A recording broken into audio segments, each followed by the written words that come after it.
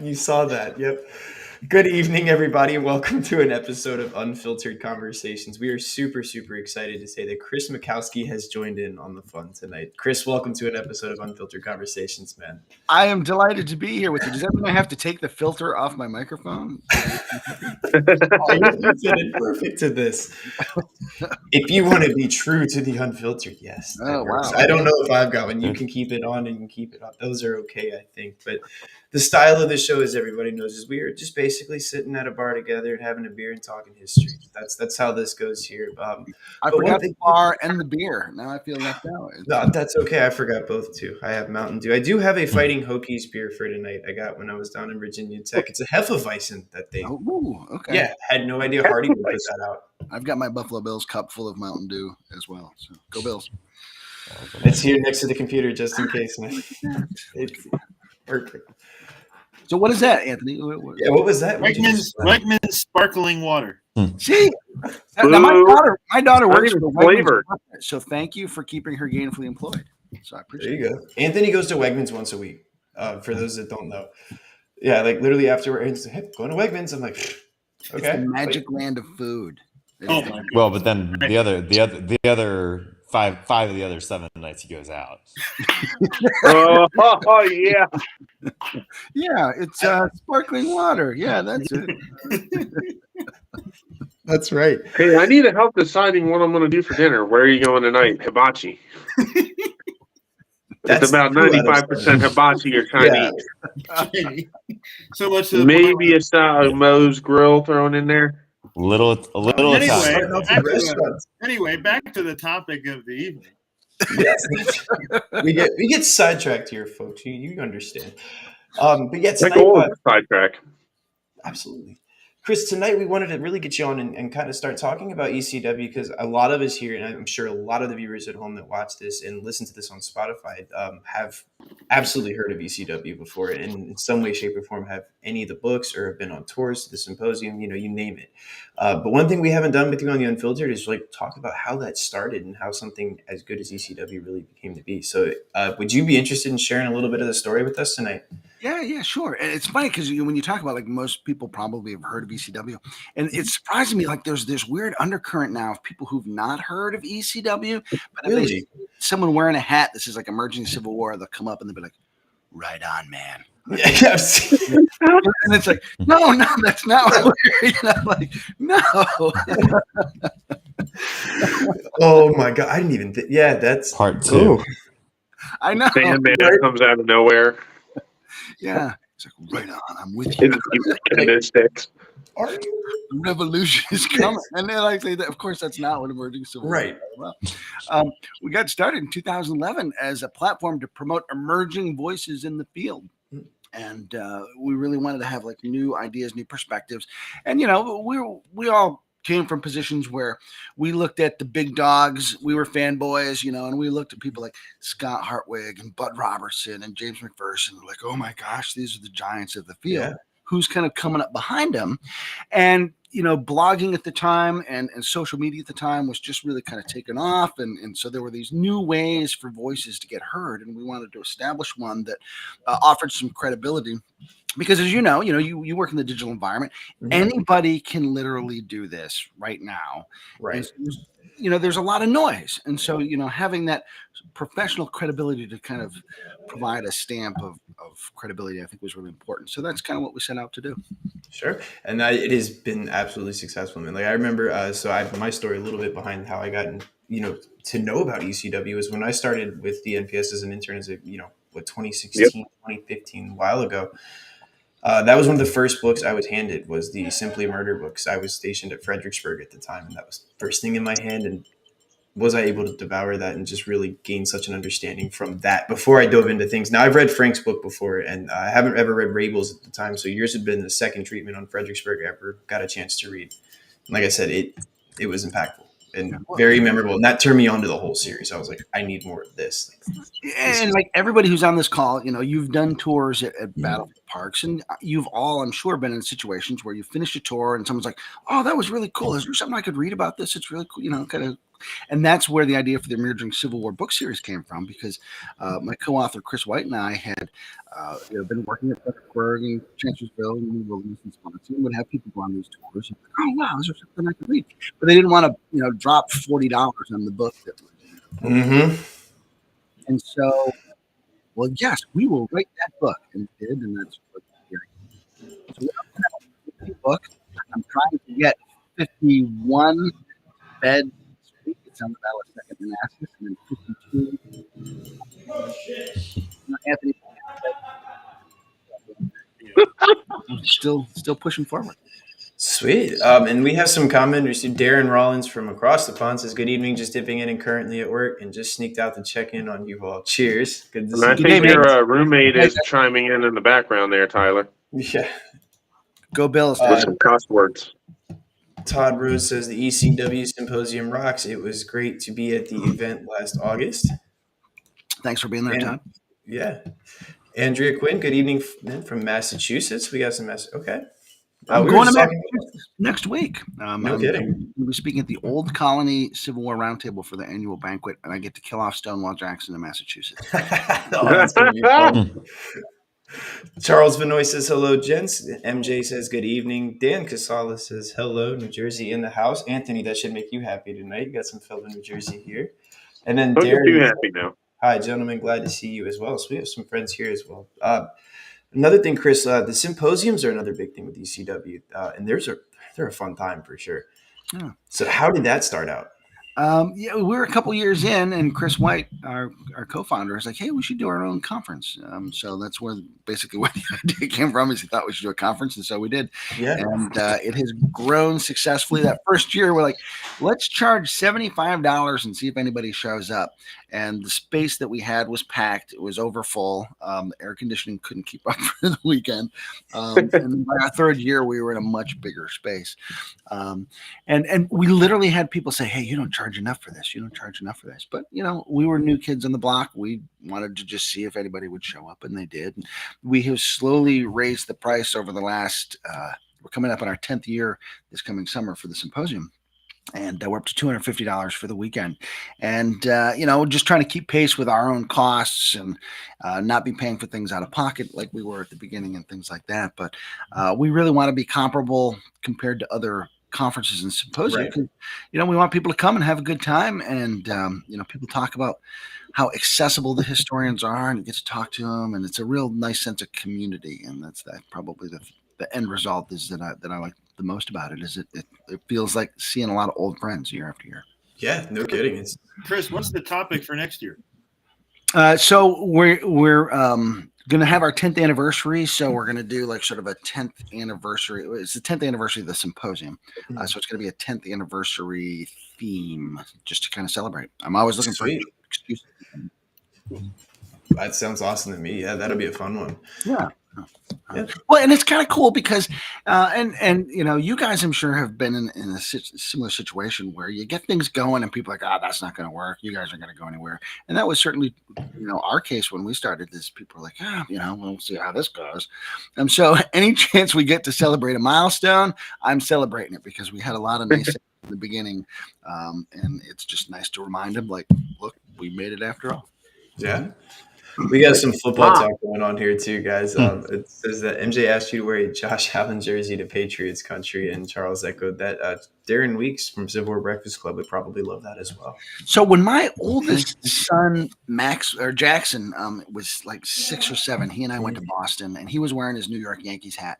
And there were people in Boston trash talking a 6-year-old for wearing a Yankees hat. Like they take they take their sports seriously up there in Beantown. So I'm sure if I show up in a Josh Allen shirt, that'll lead to trouble. That's like me going into Pittsburgh. Well, we're all jersey. You're right. I probably wouldn't do that. No. Well, I did that for 4 years. Ravens fan, so I can confirm too. I was in the belly of the beast. Yeah. Okay. But, oh my gosh, I'm sorry, man. And because the Bills, I love the city of Pittsburgh, but yeah, gotta keep going with the rivalry. Once you're in as a Ravens fan, you're in. I will say, since all of us are from the Mid-Atlantic, we get the Boston and New York fans. To be fair, down in our neck of the woods, every baseball season in particular. Well, yeah, and like the Bills are playing the Patriots here coming up, so I don't then want to show up in Boston if the Bills win this weekend. That's just rubbing salt in the wound. So they'll throw me overboard with the box of tea. Chris, I can confirm that. I went to Fenway when we were up in Boston a month or two ago. Yeah, they don't like other fans. No. But it was made for some very fun entertainment. Yeah. Charles said lifelong Steelers fan here. I'm sorry to hear that, Charles. Like the rivalry. Sorry to hear about that. Oh yeah. That. Well, I'm sorry to hear we didn't win either. Another story. I went to Fenway last summer for the first time, and Did you really? I'm a Yankees fan.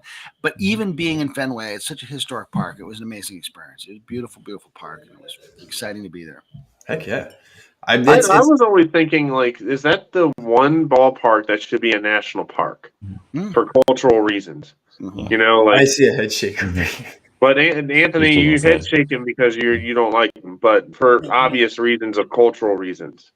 You know, maybe I don't Wrigley know. is also a cultural Wrigley could be up there too. That's actually a really cool conversation. Old Yankee Stadium. Yeah. Is that gone or is that still standing? Yeah. Well, they tore it down. Paved over. Old Yankee Stadium will be number 3, but they tore it down. Back, you get the Polo Grounds and you get Ebbett Field too. If you're gonna tore down. Yeah. That would be a fun topic to sit down at a table about, like what places deserve a national park that are sports related here. Yeah, like they run Little Rock, Arkansas High School as a national park, and it's a functioning school. So like they could do the same thing. That's interesting. Yeah. David Ortiz destroyed the old Yankee Stadium. That's not wrong. Assisted by Derek. Wow, I had to think about that for a minute. I'm like, yeah. Assisted by Derek Jeter jumping over and breaking a chair. But anyway, moving on. Yeah. Hey, Chris. Walt, your voice is gone. Time out there. It's the creepy sound effects. Yeah. Okay. It's still. You're still gone. I don't know why your microphone's doing that. Unmute. Yeah, I think it's just not a great computer. Better? Yeah. It's all good. All right, We'll edit this later. So, I was curious, Chris, since you're going to be traveling to several northern cities. Anthony and I both watched your American Battlefield Trust videos with taking like a full tour of cities. Are you going to be doing that for any place else? So we've done Boston, Charleston, and then we just premiered New Orleans last night. And then Vicksburg, Mississippi is coming up next week. And then that's it for this batch, but we're hoping to do some more coming up. We've got Washington, D.C., Philadelphia, and Gettysburg on the radar. So we'll see if we can make that happen. So Baltimore would be cool. Richmond would be cool. Yeah, Baltimore would be awesome. Yeah. So you could do a lot with Baltimore too. I mean, that city is historic in itself. You can go all the way back to 1812. So you have all the sites from 1812, North Point. I don't know if that would ever be in the future. Babe Ruth. That's right. Babe Ruth. That too. Yeah, there's so many. Edgar Allan Poe. So I don't know if Baltimore has a Poe museum. They do. They do. I thought they did. Oh, they do. Both Richmond and Baltimore have one, right? And Independence. Yes. And Philadelphia. And Philly. Philadelphia too. Yep. It's a national park. On Chris, on your trip through Charleston, did you hear about Edgar Allan Poe at all down there? We went to Poe's Tavern, and it was it got it into the video. Yeah, so Jim Morgan then talked a little bit about Poe's presence at Moultrie when he was there. So, he was at Moultrie. He was stationed there. Yeah, he passed through. Time on the island, and it served as his inspiration for places like some of his poems. I'm trying to think. The Gold Bug. Annabelle Lee and the Gold Bug were the two particularly that were inspired in there. So, Chris, what was your I was about to ask that too, but go with what Charles has. Charles asked you, what is your favorite Civil War site? Oh, that's like asking, which of your children is your favorite? Like that's a hard question. I'm gonna go with the Bloody Angle at Spotsylvania or the Stonewall Jackson death site, which is two answers. I feel like Gollum answering string or nothing, to try to get two in at the end of his riddle. But both of those sites have had profound impacts on me personally, professionally. I find myself returning to those sites over and over again for inspiration, for the stories. I just feel deep connections to both of those places. So, this for folks who've never been to the Stonewall Jackson death site, Stonewall Jackson Shrine, I think it's one of the most poignant experiences you can have to stand in the room where Stonewall Jackson died and hear the ticking of the clock, and it really connects you in a pretty visceral way to that story. And Jackson being one of these near mythical figures of the Civil War, it's such a human story. And, it is, and it's a national catastrophe for the Confederacy, blah, blah, blah, blah, blah. But it's a wife and a daughter who lose their husband, and the daughter will grow up never knowing who her dad was, except as this near mythical figure. And there's just a really tragic element to all of that. And because I came to the story of Jackson through my own relationship with my daughter, that whole father-daughter resonance is just really kind of baked into the whole thing. There. Look at that, Stoney J, Anthony. Look at it, bringing him up. Yes. Hey, Thomas. Yes. I mean, I'm a huge man crush on Stonewall Jackson. I'm a fan of it. Look at that. Yes. Have a good day. And I have to thank Darren Week for photocropping Stonewall Jackson onto Anthony for us there. Our work here is done. Look at that right there. Yeah, that's one of our favorites. Chris, when you were up in Boston, did you run into there was this other figure that happened to be at Minuteman? So AQ's probably going to like this one a lot too. This is a morph between the Civil War and Battle of Lexington. Barlow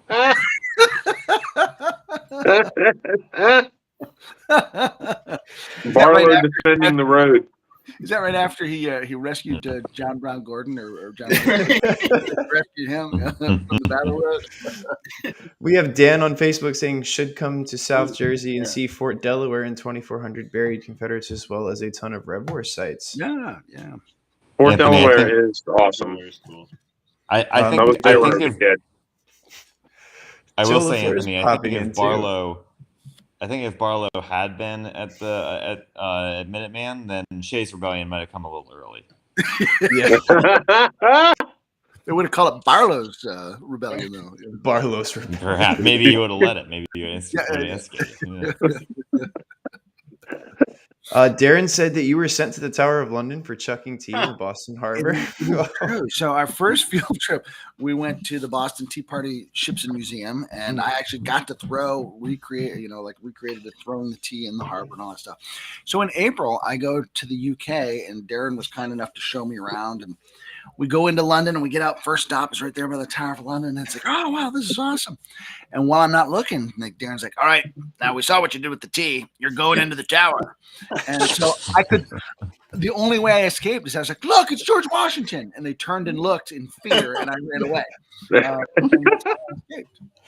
They were going to take you up on top of the hill there. George Washington's a very sensitive topic for our friend Darren here. And he has this again. He has that reaction, but I saw a picture of George III, and I was like, "Thumbs up, dude! All right, you helped us win the revolution." We also, Darren and I, we were all together for that day too. Where we had very similar experience taking him to Yorktown for the first time. So I'm terrified for the first time I go over there to see where I end up. I'm glad you made it out of that. But this is just the most random, crazy thing, though. So the thing that fascinated me most about the Tower of London, though, is the Tower Bridges right there. Yeah. When I was a kid, there was a monster movie called Gorgo, and it was the British reaction to Godzilla. So it was like a giant reptile monster that comes out of the ocean like Godzilla. He comes and he trashes London, and one of the big scenes is he trashes the Tower Bridge. And I loved it as a kid. So when I'm standing there by the tower, I'm like, oh, look, it's the Gorgo Tower. And I was just so excited to see that. The Gorgo Tower. Mm-hmm. That's cool. There's a lot of banter going back and forth now, Chris. We stirred up. There's a ton near me that has a monument to a tea burning that took place years before the Tamus Tea Party. And we have Darren over here sending a laughing reaction to that. I'm glad Darren finds tea going into the harbor funny. I think he was just laughing at me being excited by Gorgo because he was there. Was he? Oh, that's right. After he overcame his fear of George Washington, he was by Gorgo. So. But that's been cool that you got to go over there. Go ahead, Chris. Yeah. What was there's all those people that stereotypically will say that Gettysburg is what got them into the Civil War. What got you into the war? Oh, and in fact, the very battlefield that you work at. So when my daughter was 4, now she turned 20 just on Monday. So when she was 4, no, I turned 30. Excuse me. I'm supposed to say she turned 20 because she's in denial. She turned 30 on Monday. So when she was 4, we were in DC for a few days visiting my brother-in-law, and we'd done the museums and the monuments and stuff, and so had a morning to kill before we were supposed to go to the zoo that afternoon. So I'm like, yeah, let's try this battlefield at Manassas. She can run around. She's 4, nothing. Right. So we get out there and we get out of the car. And I don't know all that much about the Civil War. I'd taken a class in college and stuff. But we get out there and we get out of the car, and there is that giant statue to Stonewall Jackson that's out in the middle of the battlefield.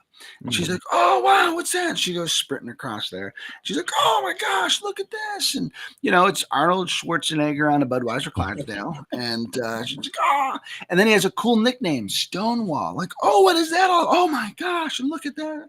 So then we had to go inside so she could ask the Rangers about who this Stonewall Jackson guy was. And she asked a whole bunch of questions, and we go outside, and she's asking about where was Stonewall here and what was he there, and is he a blue guy or gray guy or good guy or bad guy or north or south.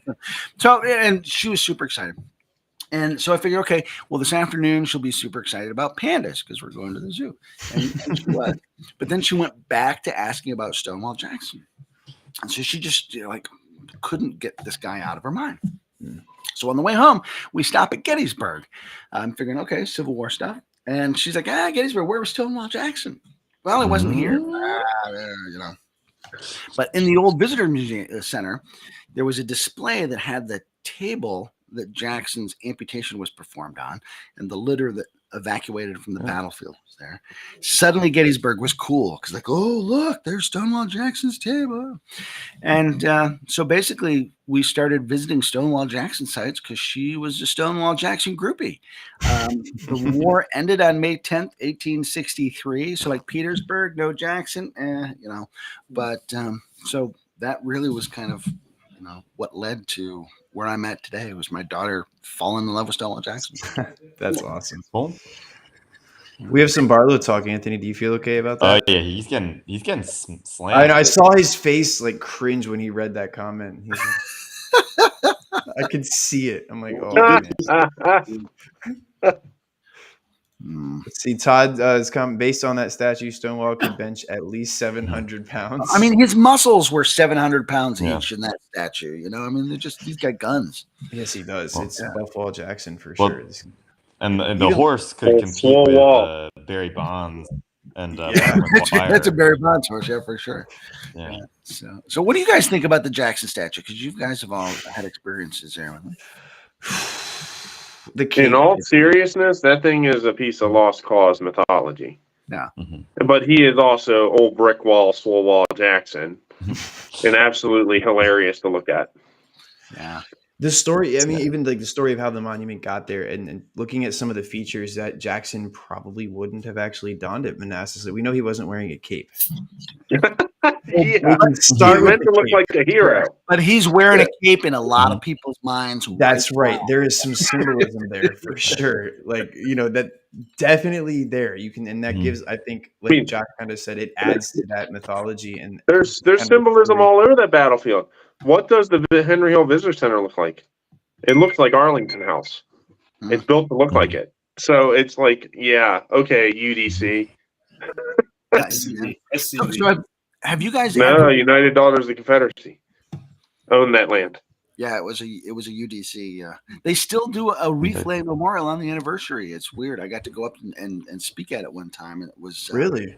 It was a surreal experience. They were very lovely people, but they're doing the Pledge of Allegiance to the Confederate flag, and it's I'm not doing that. No, whoa. Ladies in white gloves, and so it was just. I visited. Keep this story. I'll tell my story after. I'll tell my story after. Which one?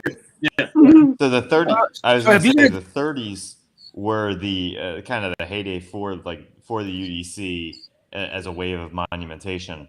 And I'm in South Carolina, and I recently dug into learning about monumentation at Fort Sumter, literally the first shots of the war.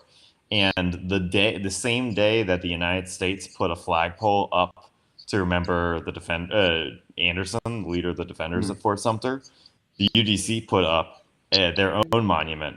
Like they basically had a the U.S. monument. You went out. Oh, robot wall. You're good. Theirs is right next to the entrance to the fort still today, and it says the brave Confederate defenders who were besieged for 4 years. It was kind of 2, but we'll go with it. So they really did put their stamp on a lot of places. Even Harper's Ferry, our stomping grounds, has a pretty prominent as the Hayward Shepherd Monument, which was theirs.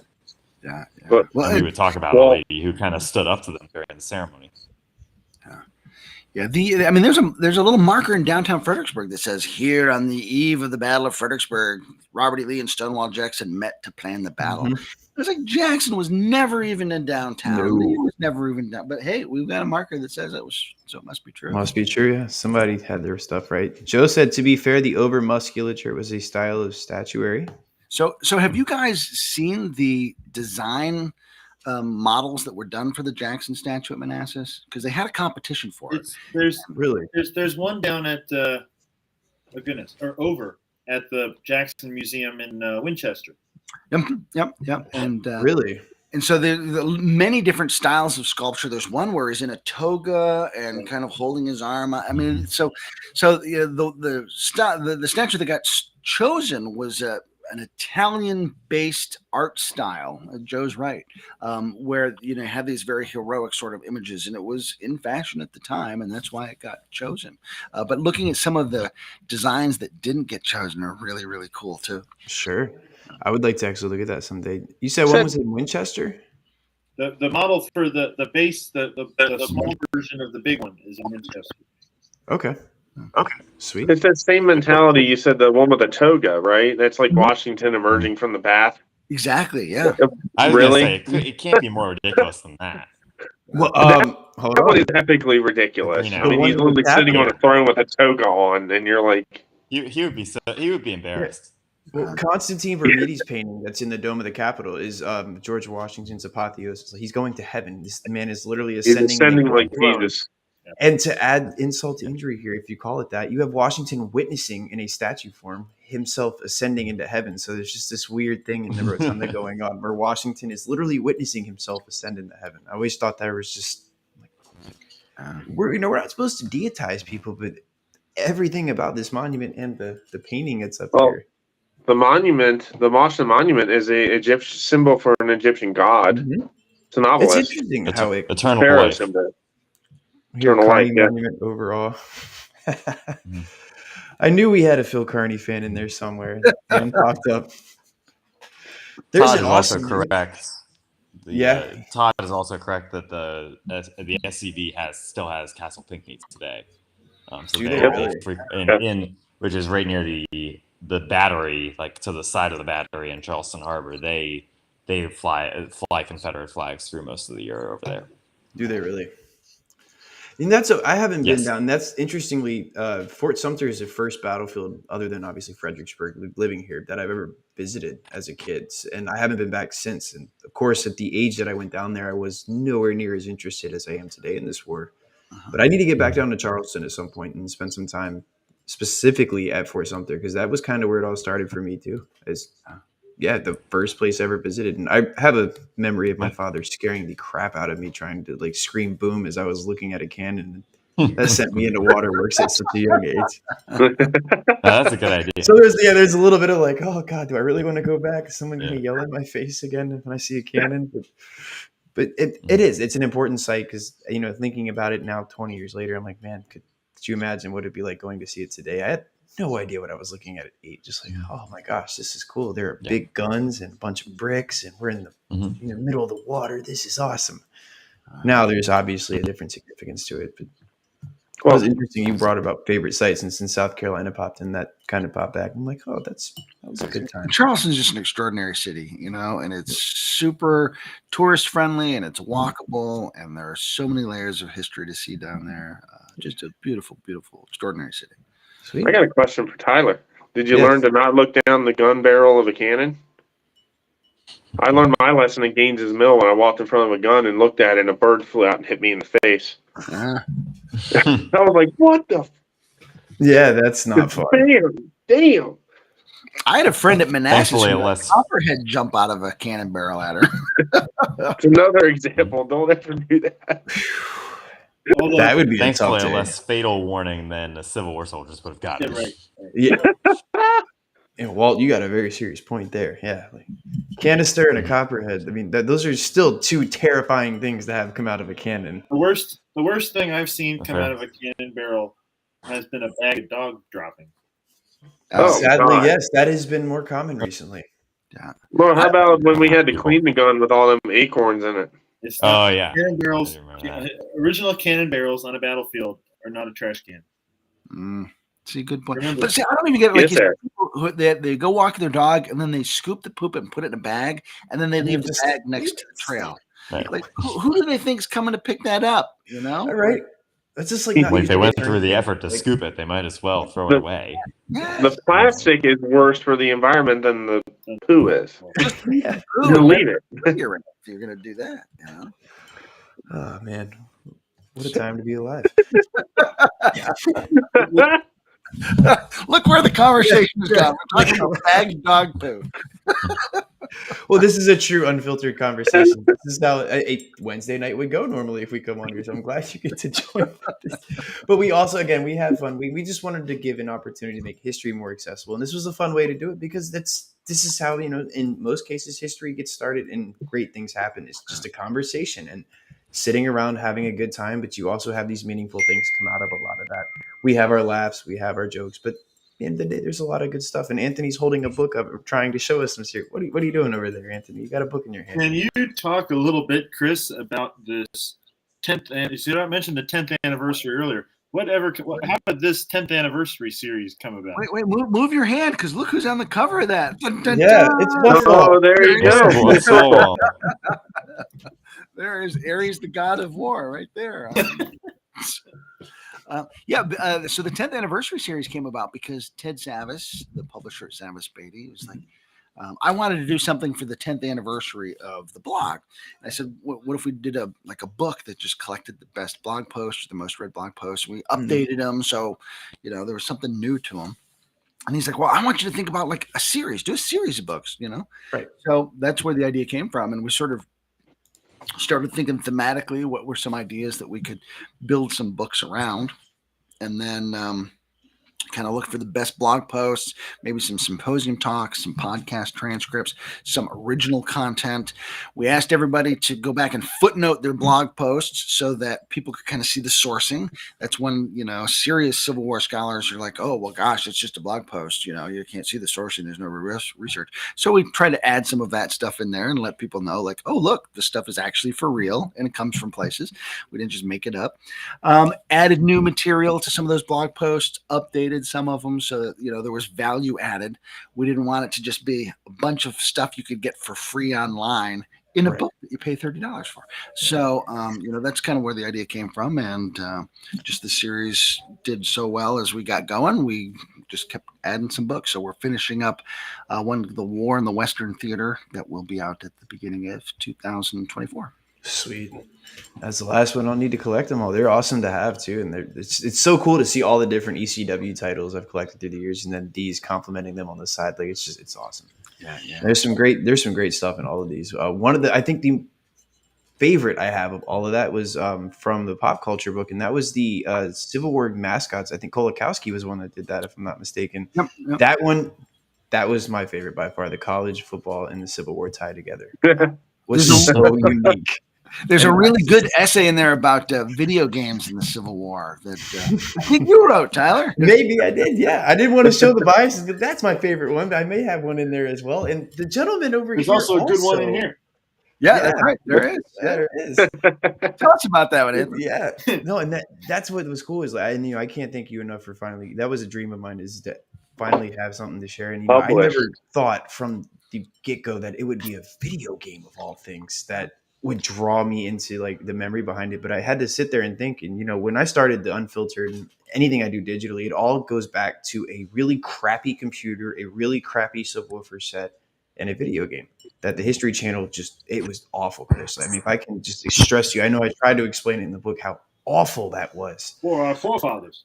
Yeah, like you're Josh Chamberlain with a sniper. Like, you have a Sharps with a sniper on it, and you're in Devil's Den just literally sniping everybody. Run around top with Big Round Top, grab a Gatling gun, and just mow down the lines of Confederates that are coming up Little Round Top. I was going to say, Anthony, you referenced the wrong one. Wrong one. That was the one we used to watch both of those videos of both of those games. I like the one that you referenced for our forefathers.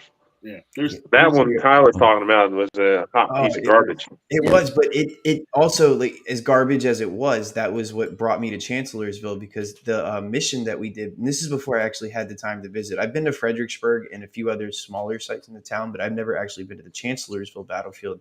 So roughly 2005, 2006, I'm playing this game and I'm blowing up ammo depots behind Union lines and like running around with a butter knife almost, just like, it's so bad. But I'm like, okay, I kind of want to see this battlefield. I want to see where they blew up the ammo depot.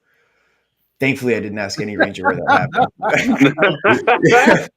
I still have we watched, but that was it. It was that that game that but it's stuck once I went there, because I'm like, oh my gosh, I was here virtually, and that happened later on too with War of Rights, and you get it's a weird, oh my gosh, everything goes back to video games. Can't you say in a way that the video game did its job? It got you interested in the subject matter. And that's the thing. It's different for a lot of folks to look at a video game like, oh, it's just a shoot 'em up or it's this and that. But I'm like, look what the impact, overall was from that. Uh-huh. Somebody got hooked to the war, and they continued. And that's kind of what I tried to convey in that, was just there's something about a mindless Gatling gun on Little Round Top that certainly didn't happen, but that's also a learning tool at the same time, as you really look at it. You mean the last 24 months of having that hill closed, they're never going to put the original Gatling gun next to the Warren statue? No. And then, the other thing is you actually charge the opposite side of Little Round Top. So you run into your own lines, but there are just randomly Confederates down there just hanging out until you hit a certain tree line. They're like, oh, hey. And any Chamberlain fan knows that he didn't need a Gatling gun, because he was so good. He could just shoot bullets that fast. Yeah, that was right. Yeah. He was just cranking them out on top of that line. Kill range, charging straight. Yeah, exactly. Yeah. He and Buster were just. That's right. Do it, boom, boom. Okay, crowd style. Yeah. The bloody armpit. That was a good accent. The bloody armpit. I am Irish. But Tyler, you mentioned that that was a dream come true for you, and to me, I think one of my responsibilities is to help people find that happen. Like as a kid, I wanted to grow up and be a writer, and then one day I woke up and I was like, oh crap, I'm a writer. That was awesome. And so to help other people achieve that same thing is really important to me. So that's a really important part of ECW's mission, is to be able to provide that platform for people to find their voices. No, and I can't stress enough how amazing this has been. Yeah, formulating. I'm not someone who has a background in writing myself either, or even like a history degree or anything like that. This was just an obsession that has taken me this far into the field, to where I really wanted to dedicate this much time and my effort into studying this as much as I could. And to see something like that in print, that was always something I dreamed of doing. And it goes beyond that too. Even the book reviews, having an opportunity to read these books and then provide honest feedback on what we've read and have people read that. It has been nothing short but incredible. So I appreciate everything you guys do, because it has been awesome, especially for a young historian. That's what we need to do, is hit these young people. I mean, I say these young people like I'm not 28. You're a young whippersnapper. I'm gonna head out. Take your history and get off my lawn. I should have worn my John. What I'm doing. Y'all can get off my lawn. I'm tired. My knees hurt. Leave me alone. I need my John Burns shirt on tonight with him in the rocking chair that says "Get off my lawn." That should have been the shirt I wore tonight, other than the Capitals, because Joe reminded us that we are hot garbage tonight. Nothing new. Your evil twin came in to say Chris Mackowski making dreams come true with an eye roll emoji.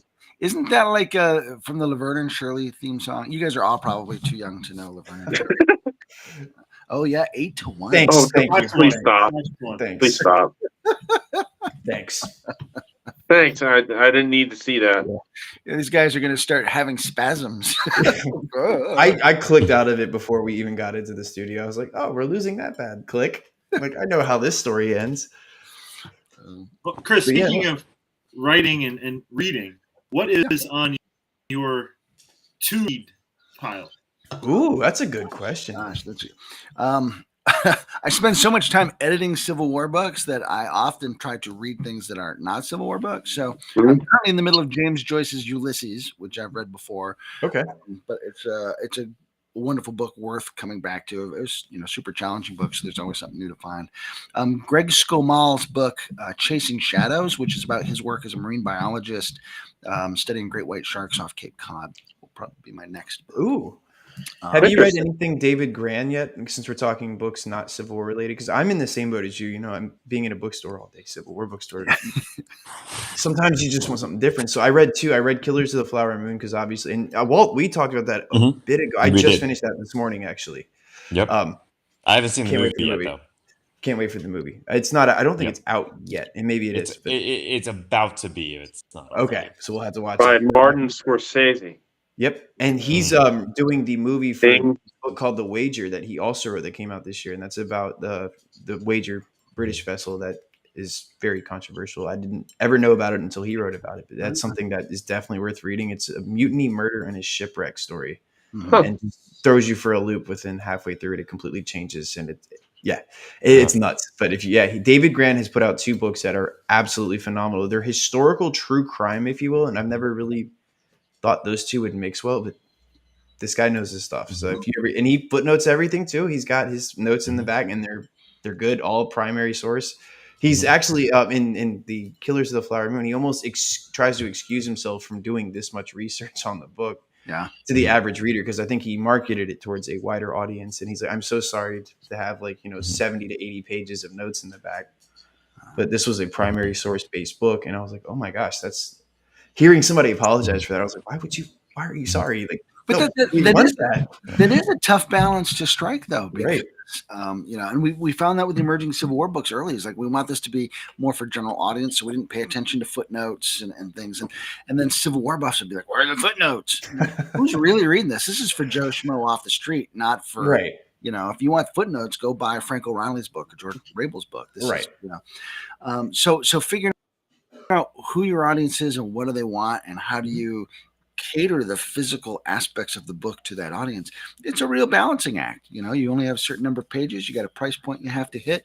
What's going to best serve the audience you're looking for? I give him credit for that, because I was like, that was a very unique approach at being tasteful for both audiences, if you will. You're giving the apology, like, look, this is in the back. Here's a disclaimer. The rest of this book is going to be footnotes. And for your people that like the footnotes, there they are.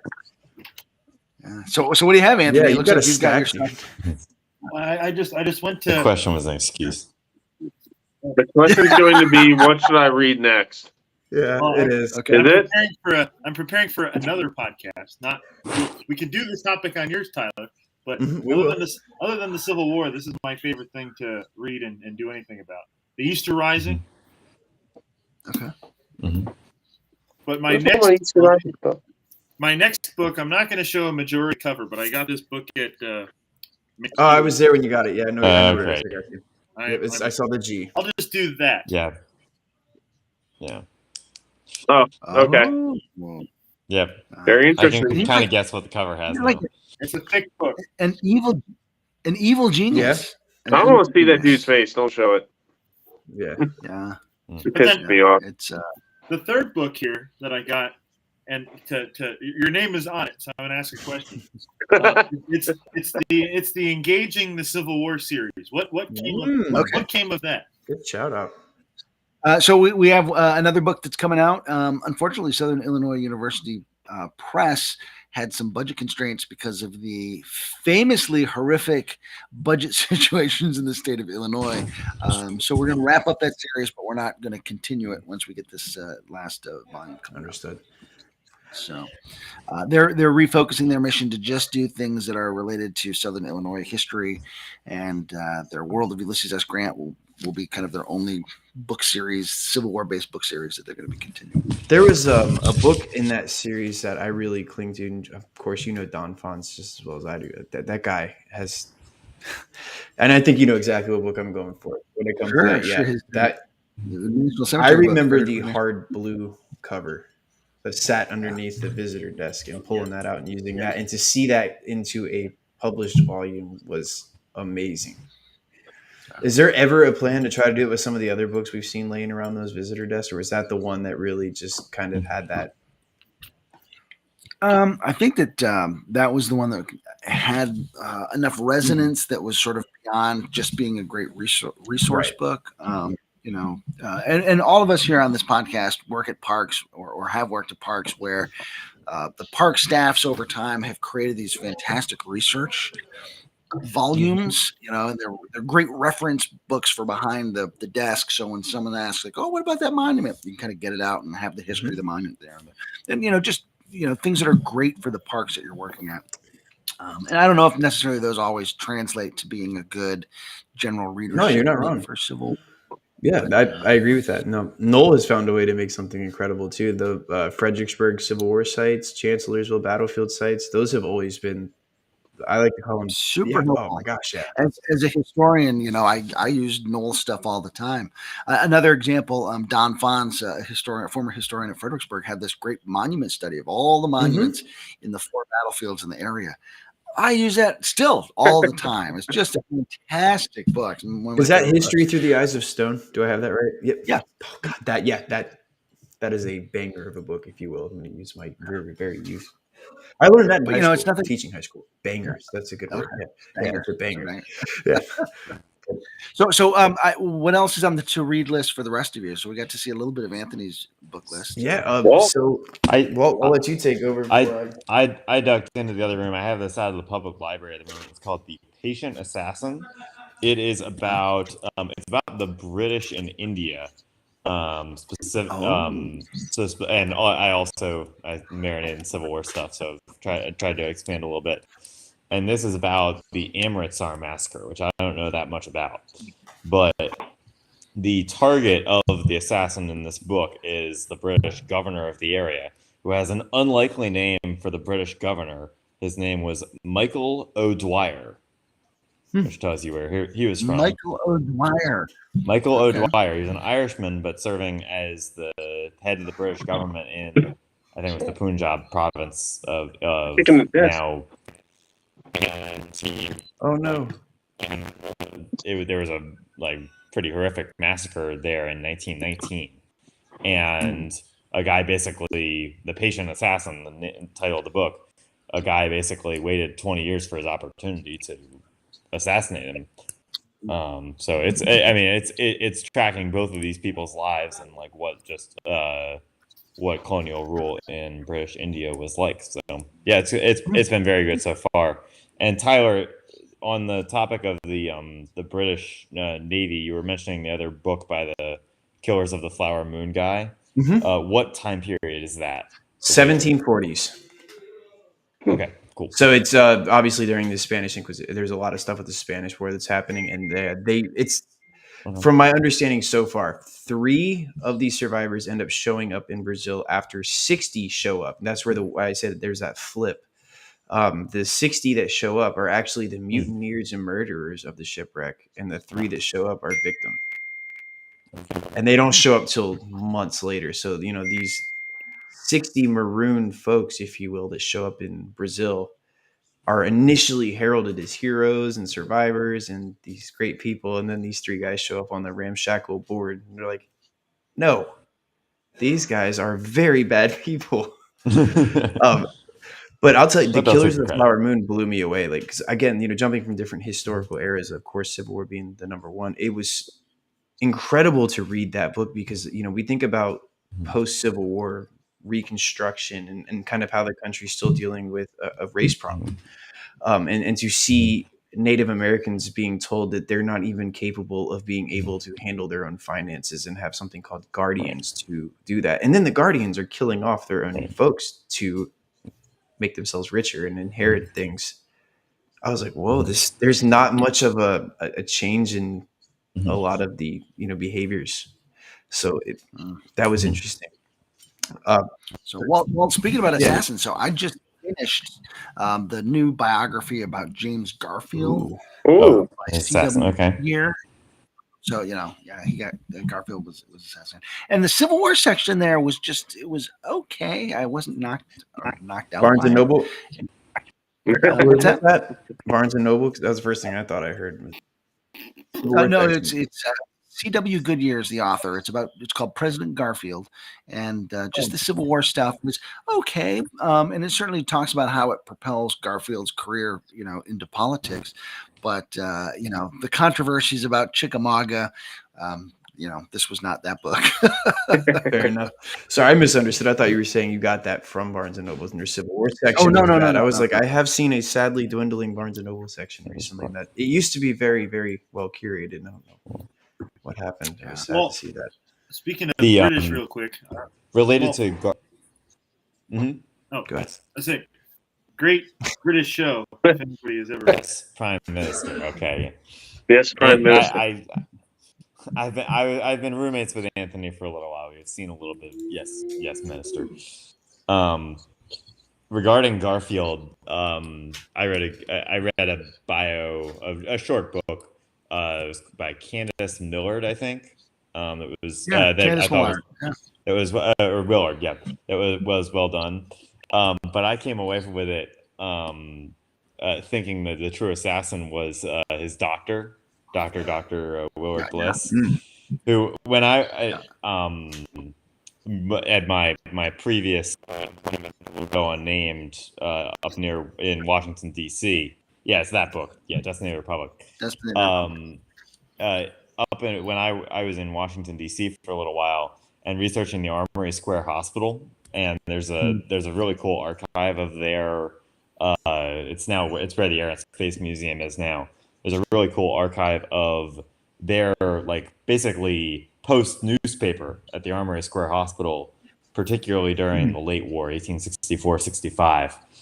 It's a hospital headmaster, Dr. Willard Bliss, and I'm like, oh no, that's dangerous. These soldiers were getting the best medical care for the time. His unwashed hands gave Garfield the infection that killed him. Yeah. We said to be read. Condition, Walt. To be read. Much better condition when I bought it than when you started reading it. That's a great book. Fair.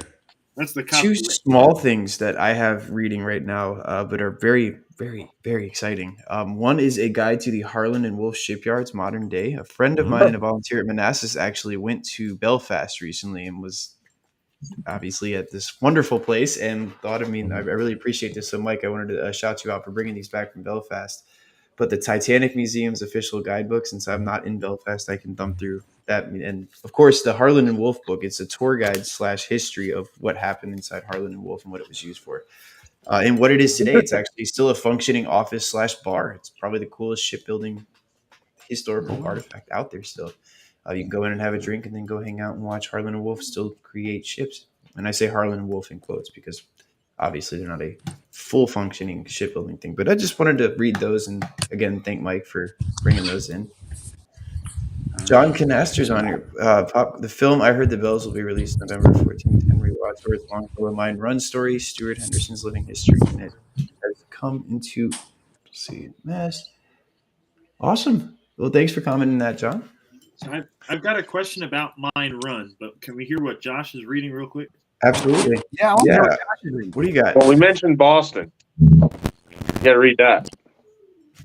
Oh, it's one of my favorite books. That's why I'm going, because I'm researching a John Adams biography. Oh, yeah. So when I'm up to do this talk, I'm spending the day at Adams getting to take some pictures and stuff. I like Adams. I think he's my favorite founding father. Yeah, same here. I like G-Dub, but you look at the more you look at Adams, the more you look at how important he was. and understand like what his mentality was of being fair and representing everybody. He represented the people in the Boston Massacre. That's insane. Even though he was a patriot, he still had that. But it's that statement of everyone deserves representation, no matter who you are, innocent until proven guilty. And then you see him go through all the way through to the end of his presidency, and then ending with that classic ending of dying on the same day Jefferson does. Right. And learning about their interactions and how they were completely different people and actually friends and enemies at the same time. It's very interesting. Yeah. But ever since I went to Boston, I was like, I had to read about Mr. Adams a little bit more. The other book I'm reading is this one. It's a super well written book. I'm gonna comment on that too. American Ground, Unbuilding the World Trade Center. A little bit different, obviously. Yeah. That one is written by William Langowish. I don't know how to pronounce his name. If y'all can tell me how to pronounce this guy's name. Backwards. I can't even. William Langowish. I don't know. Wishy. But he was the only journalist allowed unfiltered access to the Ground Zero site after September 11th. So he wrote the book on how they actually recovered the human remains, removed all of the stuff out of the pit, the hole, and what happened in that too. A lot of people forget about the chiller plant. They forget about the collapsing slurry wall, the possibility of that, the possibility of the tube collapsing, the New Jersey Path tube. It's a 100-year-old, 150-year-old structure now, or something like that. 120 years old, made out of cast iron, and they still use it. But so you learn all about that and about the people who did it. So who were the engineers who were in there? Who were the iron workers? What were the fights going on between the FDNY and NYPD officers? And it's a very interesting book. I picked it up both from McKay's. You can pick one up for 75 cents. I'm not going to not pick up a book for 75 cents. No kidding. And Chris, Ellen Bevins says, I'll never say no to a book. Yeah. You're not married, are you? Because I can say no to a 75-cent book, because if I bring it in the house, my wife is like, I told you no more books. That's what the library card is for. Yeah, well, see, that's a good reason to not get married. There you go. Oh, wow. You're not going to deny me for my books. You're serious, man. I told like when Jenny and I got married, I was like, I come with a library. And she's like, oh, that's fine. We'll get a couple bookshelves. I was like, no. Come with a library. Yeah. Man, I have closets filled. Like, I'm in an apartment where I don't have bookshelves right now. I have to send you a picture of what one of mine looks like right now. It is like 5 tiers deep. Just it's impressive for a closet. I mean, a walk-in closet where you can walk in. But you know what's wonderful about buying books, and Anthony, I think this is a great reason why you asked this question, is because you buy these books under the assumption that you will have the time to read them. Now, and like, that's a nice promise to make to yourself. Like, I'm going to have the time to read. I'm going to be alive to read this. I'm going to have the time to read this. That's lovely. That's a lovely, comforting thing. Even if I never get the chance to read it, at least I think I'm going to. I have it. I'm like, I have it. It's here. That's Well, I always had to reel myself in. Anthony, don't bring me into McKay. There's this volunteer / friend of mine that says that, well, now that I have the money, I'm just going to keep buying and buying and buying, because I know in retirement I'll have plenty of time to read. And you buy all those books you never read, and then you wait for retirement. Read the ones you already got. Yeah, right. That's a good one. Speaking of overlooked. Speaking of overlooked.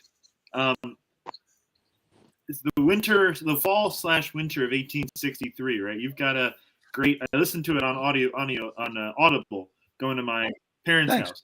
The Mine Run book. In 1 to 2 sentences, why should people care about Mine Run? Ooh, that's a good challenge. I think it has significant implications for the upcoming 64 campaign. And then for my second sentence, it helps us better understand George Gordon Meade, who is often overlooked and shouldn't be. Absolutely. I would agree wholly with that. I wanted to piggyback really quickly before we close out here. Josh, the author that you are currently reading, David McAuliffe, is one of the best writers, in my Expert. opinion. Yes. And Chris and I think have echoed this together before. The Johnstown book that he wrote is probably his best. I don't want to say his very best, but that it might actually be. I read that one, and that one was a quick read because I was so engrossed in that book. It didn't take long at all to go through that. But what I got from that one was one of the most powerful books I've ever read. And I was telling Josh that right before you came on because he told me he was reading David McAuliffe. I'm like, man, as soon as you finish that one, the next book you have to read is the Johnstown Flood book. He got to interview some of these survivors for that. I know it's going to be powerful because living 30 minutes south of it, wherever I'm at, 30 minutes south of it, it doesn't need that much skill to be retold. No. It's a terrible story. But it's tragic. And just to kind of, I don't want to say correct that state, but how he does it, he's writing for you today in a way. Yes. The language he's using in the book when he writes this, and again, he's writing this after interviewing survivors of the flood. He writes it today. Here's an interesting idea, because Johnstown Flood's not that far from Flight 93. No. And I would encourage you, if you have the chance and you're just sort of tooling around, go visit both of those sites in the same day. It's a really fascinating juxtaposition of human suffering, human disaster, human triumph, of different eras. It's a powerful experience. I want to do that in a day. I mean, the first time I haven't even been to Flight 93 yet, but I spent hours at Johnstown. I mean, that I could only imagine both of those in a day. That's wow. Yeah, there's going to be some tears. Yeah, absolutely. There's going to be some tears. Terry says his Truman book I couldn't put down. I have that. It's one of those ones Chris just mentioned. We are going to read it one day.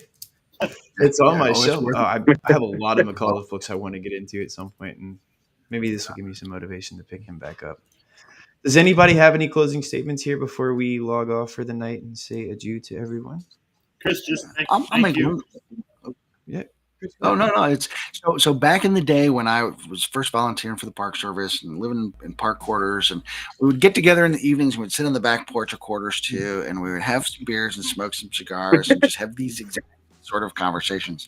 So I want to thank the four of you for just sort of carrying on that spirit of carrying on, because it's a really good time, and it's exactly the best way to get engaged with history. It's how the best history happens. And you guys again serve as almost a direct inspiration for this, because reading how this got started and how you guys did that, I'm like, why can't there be a community of this? And you guys have built that, and that's what's so cool. It's like that is something you guys have built into an incredible force, if you will, in this history field. And I think it just needs to be more widespread. I hope it gets more contagious, and I hope people continue to pick up that tradition, if you will, of sitting down, talking about it, and this is history.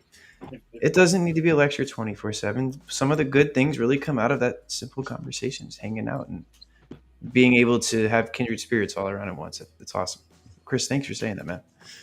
Can I say one thing? Yeah. The spark for me was lit at Gettysburg, but also the spark was even more lit 9 years ago. The 2 or 3 times Chris and I got to hang out at the Spotsylvania Courthouse exhibit shelter. So there you go. Thanks for making it real. Right, Gettysburg is cool. Yeah. Thanks for making it real. Oh, thanks, pal. Thanks. So it was my privilege to be able to be hanging out there. Those were hot days, weren't they? Hot days. Oh my gosh, hot, sweaty, humid summer days. Charles says, "Thanks, Chris, for your books and podcasts. Keep up the great work." Awesome. Thanks, Charles. Well, guys, you all have a great evening. Chris, thanks so much again for coming on and spending some time with us and have a great conversation. You always know invitations here. If you ever want to get on, just have a conversation with us. And this goes, please come on. Are we ending with a bad joke? We are. I was going to say, we have a tradition now. We close. It's awful, and I apologize in advance. But Anthony closes us out with a dad joke. Oh, wow. I'm going to reuse not the one. I'm going to reuse one because I didn't prepare one for tonight. Okay, not the one from last night, but if you want to tell Chris the one from last night, I'm going to share that one. And for those that are listening that may not have listened last night, this is a good one. So, the American Civil War in the fall of 1863, right, as the armies are hanging around Mine Run, you've got cavalry, infantry, and artillery all over the place. And, the high spirits of the Army of the Potomac are dull in the cavalry camp. All their lights are dim. All their campfires are dim. You get to the infantry and Warren, the Second Corps, all of it's dim. But then you get to the artillery, and it's so bright out. All their campfires, they're so bright and luminous, because that is where the batteries start.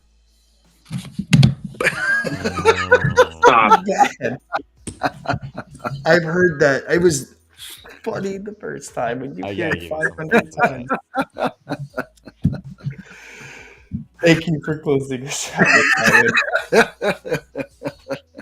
Thank you. Oh, what a blast. Terry's booing you. You get booed. You get booed. Boo. Boo that man. Boo that man. Everybody, thank you so much for engaging and being a part of this awesome community. We will see you guys again.